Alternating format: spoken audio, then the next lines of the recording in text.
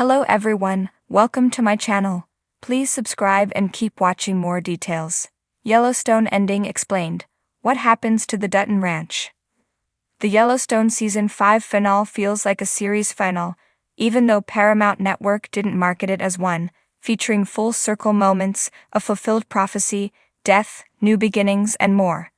Taylor Sheridan's popular neo-Western drama premiered in 2018 and has been a hit ever since. However, all good things must come to an end, especially when they start to lose their magic. Consequently, Yellowstone has, supposedly, come to an end following Season 5, Episode 14. Life is a promise, but that doesn't mean the Dutton family and their stories are gone forever. Following the reveal of Case's secret plan in Yellowstone Season 5, Episode 13, the finale addresses the Yellowstone Dutton Ranch's fate, along with all the characters' endings. Case's idea works, saving the ranch by keeping it out of the hands of greedy corporations and finding someone who will care for the land. Unfortunately, that means the family and the ranch hands must leave and set off on different paths. By the end of Life is a Promise, each Yellowstone character has a new purpose, for better or worse. As teased at the end of Yellowstone Season 5, Episode 13, Case approaches Chief Thomas Rainwater with a proposition. He will sell the Yellowstone Dutton Ranch to the chief and his tribe for what it cost when the Duttons' ancestors took it, $1.25 per acre. It's a steal, frankly, and that's the point. Case and Beth have to sell the land because they can't afford the inheritance tax, and neither can the members of the Broken Rock Reservation. However, if Chief Rainwater buys it for a small sum, the tax will be based on what he paid for it. With the tax decrease, Chief Rainwater can afford to purchase the ranch, and he unsurprisingly jumps at the opportunity. While it's sad to let the ranch go, well, not so much for Case. The Duttons know that it's in good hands as Chief Rainwater, and his people will care for it.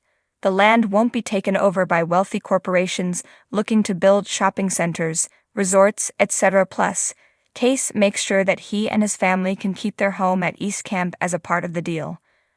With the sale, Yellowstone's story has come full circle. As some may recall, 1883 ended with a prophecy. Spotted Eagle told James Dutton that his people would take back the land one day. Specifically, Spotted Eagle said, "In 7 generations my people will rise up and take it back from you." And that is exactly what happens during the Yellowstone Season 5 finale. The other big moment of Yellowstone Season 5, Episode 14, is when Beth kills Jamie, which many predicted would happen before the finale's premiere. The sibling rivalry between Beth and Jamie has been brewing for years, and it finally comes to a head in Life is a Promise. Both vow that they will kill the other, but Beth comes out on top.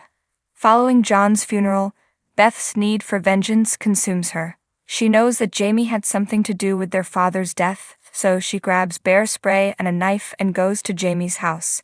When he gets home, Beth attacks him. Jamie manages to get the upper hand even after Beth hits him in the eyes with the bear spray. Then, when Beth informs Jamie that they sold the ranch, rage engulfs Jamie, and he starts choking Beth. Rip arrives, though, saving Beth. While Rip holds Jamie, Beth stabs him in the gut and makes sure that her face is the last thing he sees. Beth avenges her father, just like she promised. She hated Jamie ever since he had her sterilized without her consent when she was a teenager. So John's death gives Beth all the ammunition she needs to finally kill her brother. After Jamie dies, Rip and Lloyd take his body to the train station in Yellowstone Season 5, Episode 14, and drive his car to Idaho, where they light it on fire and abandon it. Meanwhile, Beth is taken to the hospital for her injuries and tells the police that Jamie attacked her and fled. They seemingly believe her, and Beth gets away with murder.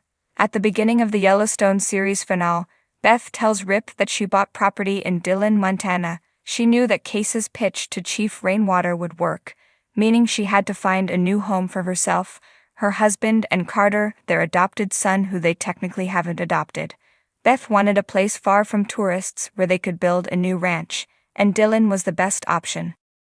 During the episode's final moments, Beth, Rip, and Carter get situated in their Dillon home, which is 2 hours from the Yellowstone. The 3 of them start a new life there, leaving their old one behind. Although they get a happy ending, Beth and Rip's story will continue in a Yellowstone spin-off, assumingly taking place in Dillon. Carter's return is unknown as of the writing of this article. However, Deadline reported that more familiar faces will appear in the spin-off, suggesting Finn Little might reprise his role as Carter in the cast. Since the Duttons leave the Yellowstone during the Yellowstone Season 5 finale, so do the ranch hands. Most of them find work elsewhere, while others seemingly retire or keep their options open. After Colby's death in Yellowstone Season 5, Episode 12, Teeter wants to get out of Montana, so she sets her sights on Texas. Teeter asks Travis for a job at Bosque Ranch, which he grants her, but on one condition: she must lose her hillbilly accent. Teeter joins Jimmy in Texas, while Lloyd and Ryan have different ideas for their future. Rip offers to give Lloyd a job at his and Beth's new ranch in Dillon, but Lloyd declines. He explains that if he can't work at the Yellowstone, then he doesn't want to work at all. As for Ryan, he chooses to be a free spirit after leaving and seeks out Abby at one of her concerts. Ryan convinces Abby to give him a second chance, and the two lovebirds also get a happy ending. As the Duttons move out of the Yellowstone, a voice narrates their ending in Yellowstone Season 5, Episode 14. Those who watched 1883 might recognize the voice as Elsa Dutton, played by Isabel May in the prequel series. Elsa says, "As mentioned above, Case fulfills his family's prophecy when he sells the ranch to Chief Rainwater. The prophecy began with Elsa's death, when her father, James Dutton, searched for a place to bury her body. Spotted Eagle gifted him the land near Yellowstone, but warned that his people would take it back one day. Now the Yellowstone universe's story has come full circle, and Elsa narrates the end as it all began with her. The Yellowstone Season 5 finale ends with the Duttons giving up the ranch because that was always their family's destiny. Ever since the late 1800s, it was only a matter of time before they lost their land. Unfortunately, it comes at a great cost to some, but it opens up new doors for others. If this is truly the neo-Western drama's finish line, its story concludes how it was always supposed to. However, the Yellowstone Season 5 finale certainly isn't the end for Beth and Rip, as their spin-off is in the works and other characters might join them. As one of the most gripping television dramas of the past decade, Yellowstone kept audiences on the edge of their seats with its raw portrayal of the Dutton family's tumultuous struggle to protect their ranch. Over the course of the series, John Dutton, Kevin Costner, the patriarch, and his family have fought battles against land developers, political enemies, and even members within their own family. With the show's finale fast approaching, viewers are left to wonder, what will happen to the Dutton Ranch, and how will the story of Yellowstone come to a close? The Dutton legacy and the ranch. The Dutton Ranch, known as the Yellowstone Dutton Ranch, has always been the heart and soul of the show. It's not just a plot of land, it's the symbol of the family's legacy, their pride, and their unwavering determination. But as the series progresses, it becomes increasingly clear that the ranch is at risk. Not only are the Duttons fighting to keep the land from being overtaken by outside forces, but they also must contend with internal family strife. John Dutton's quest to preserve his family's legacy has often been at odds with his own children. His son Case, Luke Grimes, who initially rejected the ranch, has found himself caught in a moral struggle between loyalty to his father and his own personal desires. Meanwhile, his daughter Beth, Kelly Rayleigh, a sharp and vengeful businesswoman, has made decisions that are both ruthless and self-serving, but her deep love for the land and her father still anchors her to the ranch. Jamie, Wes Bentley, the most complex character of the Dutton children, has been a source of constant tension with his father, often finding himself on the edge of disinheritance. By the end of the series, it seems that the ranch's fate lies not in the hands of any one Dutton, but in the future they can create for the next generation.